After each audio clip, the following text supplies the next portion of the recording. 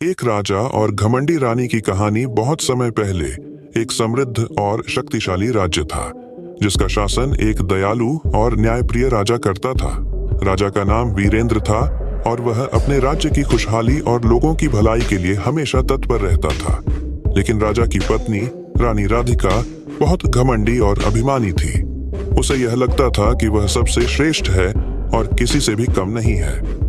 रानी राधिका को अपने सौंदर्य और शक्ति पर बहुत घमंड था। वह यह मानती थी कि उसके बिना राजा का राज्य कुछ भी नहीं है।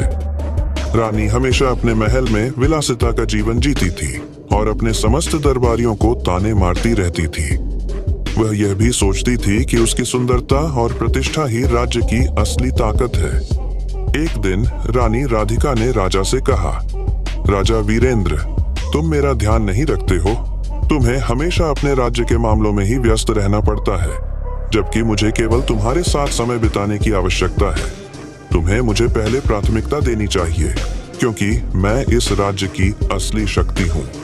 राजा वीरेंद्र ने रानी की बातों को ध्यान से सुना, लेकिन उन्होंने कभी भी घमंड को महत्व नहीं दिया। वह जानते थे कि राज्य का असली मूल्य उसके लोगों में छिपा है, न कि रानी के सुंदरता या शक्ति में। राजा ने रानी को समझाया, प्रिय रानी, यह राज्य हमारे लोगों के कारण फल फूल रहा है। उनका मेहनत, उनका विश्वास और उनकी निष्ठा ही हमारी असली ताकत है। घमंड में रहना हमें कभी भी सच्ची सफलता नहीं दिला सकता। रानी राधिका ने राजा की बातों को नजरअंदाज किया और अपने घमंड में और भी बढ़ गई। एक दिन राज्य में एक बड़ी आपदा आई।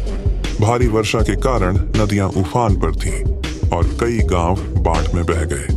राज्य का बहुत सा हिस्सा तबाह हो गया। लोग परेशान और दुखी थे। राजा वीरेंद्र ने तुरंत अपनी सेना और नागरिकों को राहत कार्य में जुटाया, लेकिन रानी राधिका को यह सब बहुत बुरा लगा। उसे यह लगा कि उसकी स्थिति घट जाएगी, क्योंकि लोग उसे अब पहले जैसा नहीं देखेंगे। उसने राजा से कहा, देखो, अगर राज्य की हालत इस तरह खराब हो रही है तो लोग मुझे क्या कहेंगे? मुझे अपनी प्रतिष्ठा की चिंता है।